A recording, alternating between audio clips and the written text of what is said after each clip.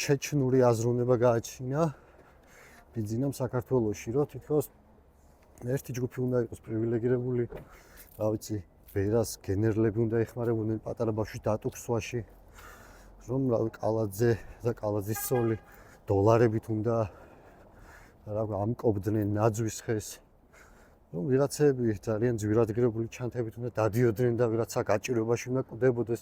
თითქოს ეს ყველაფერი არის ნორმალური რა. და ეგ ჰაერიდან არ მოსულა.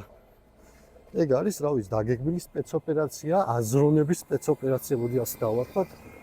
ზუსტად ეგ არის რა, კონკრეტული ტიპი, რომელიც ამას ხედავს და არის ჯერ პატარა, ხედავს იმას, რომ რაღაცა კარგი პონტობა არის ის, რომ შენ ჯიპით დაბურული მანქანა დადიოდე, იარაღი დაქონდეს, უცნებასთან იყოს შეკრული და რა ვიცი, კარგად იცხოვრებ რა.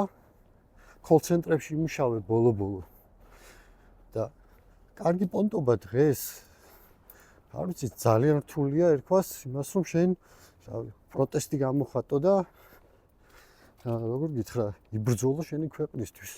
ყველაფერი გვერდზე გადაწიეს, ანუ ანწუხელიძეს დაუძახეს, რომ რისთვის იბრძოდა თვითონ არ იცოდაო. ეს ხო გმირობის ამბავი მთელი ქართულის რაზეც დგას, რომ აი სამშობლოს სიყვარული ეს მესამე პლანზე თუ მეოთხე პლანზე გადაიტანეს. და რავი, აი ახალგაზრდა რო ხარ, რაღაც კაი პონტობა არის ეგ რა, რომ რავი, ყურით არ შეიბერტყო არაფერზე, თითქოს რავი, ჩემი საქმე არ არის ეგ რა. ხო, ვიღაცას ეგ შეიძლება ეხებოდეს, მაგრამ მე მირჩევნია რაღაც ფული ვიშოვო და ჩემპიონში კარგად ვიცხოვრო. ეგ არის ეგ მენტალობა და ეგ რაღაც ცნობიერება შემოიტანა ქართულ ოცნებამ, ეგ ჩეჩნური ცნობიერება. ძალიან რთული იქნება ამის შეცვლა რა.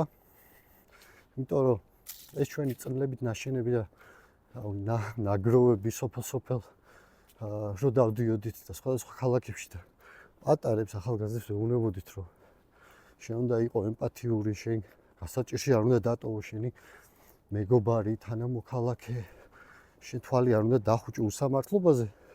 თითქოს ახლა საერთოდ ვაფშე სხვაგანა ვართ და მას უნერგავს მე სახელმწიფო რა. სახელმწიფო პირველ რიგში მაგას უნდა აკეთებდეს, რომ ამას ასწავლიდეს და პირიქით ამის საპირისპირო რაღაცებს აკეთებს. ეგ ხო ფაქტია და ძალიან რთული იქნება მენტალობის შეცვლა რა. ხო, არ ვიცი.